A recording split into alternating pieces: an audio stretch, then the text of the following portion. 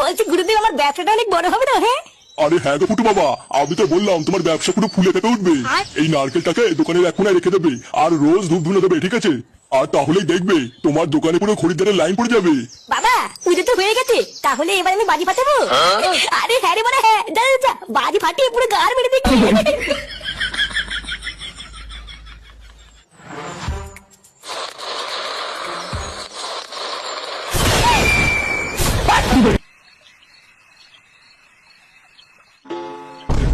দেখেছো তো, রাত বাজে 10টা আর ছোড়ে বাচ্চাটা এখনো বাড়ি এসে নামই নেই। তা এইভাবে আর কতদিন চলবে শুনি? লেওরা বাড়ির ছেলেরা একটু বয়স হলে বুঝতে শেখে, আর এই শান্তি ছেলেটা যত বয়স হচ্ছে তত আমার হাড় মাংস জ্বালিয়ে খাচ্ছে। এই সবকিছু হচ্ছে তোমার জন্য, বুঝলে তো? তোমার আজকে পেঁপে আজকে এতবার বেড়েছে। এই দেখো একদম উল্টো পাল্টা কথা বলবে না কিন্তু। তুমি এবার কেমন বাপ হয়েছো, ছেলেকে একটু শাসন করতে পারো না? সবসময় আমার নামে দোষ দাও কেন? নিজের মারানোর ক্ষমতা নেই, শুধু আমার নামেই দোষ। কি হচ্ছে, কিছু বললে? না না, তোমাকে আর কি বলবো। কুটু কখন বাড়িতে আসবে সে অপেক্ষায় বসে না থেকে চলো, অনেক রাত হয়ে গেছে, খেয়ে নেবে। খাবো তো, ওই চুদির ভাইটা একবার বাড়িতে আসুক, ওর সেটা ভেঙে তারপরে খাবো। একই তোমরা এখনো ঘুমাওনি? 12টা ছেলে কটা বাজে রে? কোথায় ছিলিস এত রাত পর্যন্ত?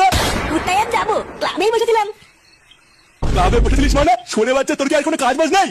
লোকের ঘরে ছেলে পেলেরা দিন রাত কাজ বাজ করে দিনের শেষে বাপের হাতে টাকা তুলে দেয়, আর তুই সেই সকালবেলা বেরিয়ে রাত পর্যন্ত ক্লাবে গিয়ে বসেছিলিস? লোকের ঘরে ছেলে পেলেরা দিনের শেষে বাপের হাতে টাকা তুলে দেয়? লেওরা তোদের বাপও না ছেলে পেলেদের হাতে টাকা দিয়ে তাদেরকে একটা কাজে ঢুকিয়ে দেয়, তাই তো দিনের শেষে বাপের হাতে টাকা দেয়। তুমি আজ পর্যন্ত আমার হাতে কত টাকা তুলে দিয়েছো কাজ করার জন্য, যে দিনের শেষে তোমাকে আমি টাকা তুলে দেবো? কি বললি তুই? আরেকবার বল। হ্যাঁ ঠিকই তো বলেছি, কাজ করার জন্য তুমি আজ পর্যন্ত আমার হাতে কত টাকা তুলে দিয়েছো? পাড়া কেটে টাকা দিয়ে যারা ব্যবসা করবো সেই টাকাটাও নেই, এইভাবে কি বাল হবে নাকি? টাকা দিয়ে ব্যবসা করবে? বড় বাল এলো রে। 12টা ছেলে তোকে যে আমি ব্যবসার জন্য টাকা দেবো, তা টাকা নিয়ে তো মালকে উড়িয়ে দিবি। তা কোন ভাষায় তোকে আমি টাকা দেবো শুনি? মাল খেতে যাবো কেন? হ্যাঁ তুমি একবার টাকা দিয়ে দেখো না আমি কি করি। দম থাকলে 50,000 টাকা দাও, আমি একটা ব্যবসা করবো, দেখি কেন পারো। আচ্ছা যা, আমি যে ভাবি হোক কালকের মধ্যে থেকে 50,000 টাকা জোগাড় করে দেবো। তারপর আমিও দেখবো দিনের শেষে তুই কি বাল করে আমার হাতে টাকা তুলে দিস। কি বলছি কি?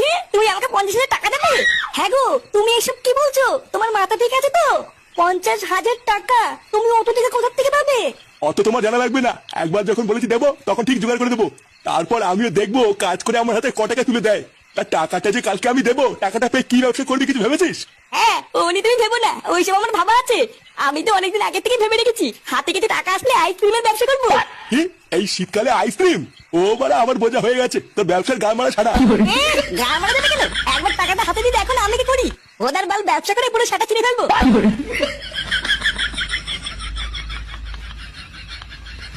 এইসব কি বলছিস ফুটো? তোর বাবা তোকে ব্যবসা করার জন্য 50,000 টাকা দিয়েছে?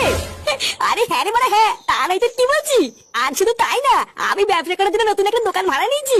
লেওরা আমি আমার বাপের কাছে চাইলে 5 টাকাও পাই না, আর ফুটোর বাবা ওকে ব্যবসা করার জন্য এত টাকা দিয়ে দিল। এই সবই কপাল রে ফটকে, সবই কপাল।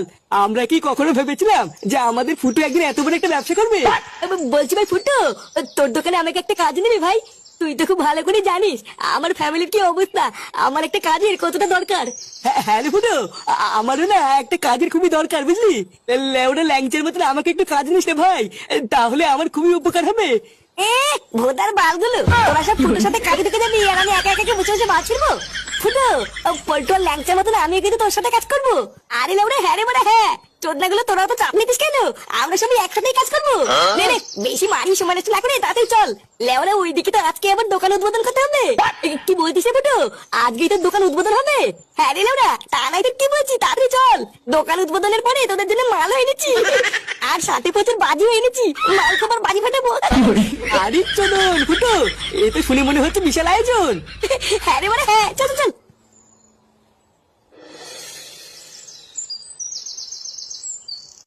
ওম সর্বভূতে ধনন্তরি কাপালিনী সর্বধারী হিং ক্রিং স্বাহা চন্ডালু চন্ডাল কালিকায় ব্যবসায় কর্মাণায় ছট। ওম শান্তি শান্তি হে। নাও ফুটো বাবা, তোমার দোকানের পুজো সম্পূর্ণ হয়েছে। আমার আশীর্বাদ রইলো তোমার ব্যবসায় আর কোনো বাধাই আসবে না। মন প্রাণ দিয়ে ব্যবসাটা করবে আর অনেক বড় হবে, ঠিক আছে? বলছি গুরুদেব আমার ব্যবসাটা অনেক বড় হবে না? হ্যাঁ আরে হ্যাঁ গো ফুটু বাবা, আমি তো বললাম তোমার ব্যবসা পুরো ফুলে ফেপে উঠবে। এই নারকেলটাকে দোকানের এক কোনায় রেখে দেবে আর রোজ ধূপ ধুনো দেবে, ঠিক আছে? আর তাহলেই দেখবে তোমার দোকানে পুরো খরিদ্দারের লাইন পড়ে যাবে। বাবা পুজো তো হয়ে গেছে, তাহলে এবার আমি বাজি ফাটাবো? আরে হ্যাঁ রে বড়া হ্যাঁ, যা যা, যা বাজি ফাটিয়ে পুরো গার মেরে দেখি।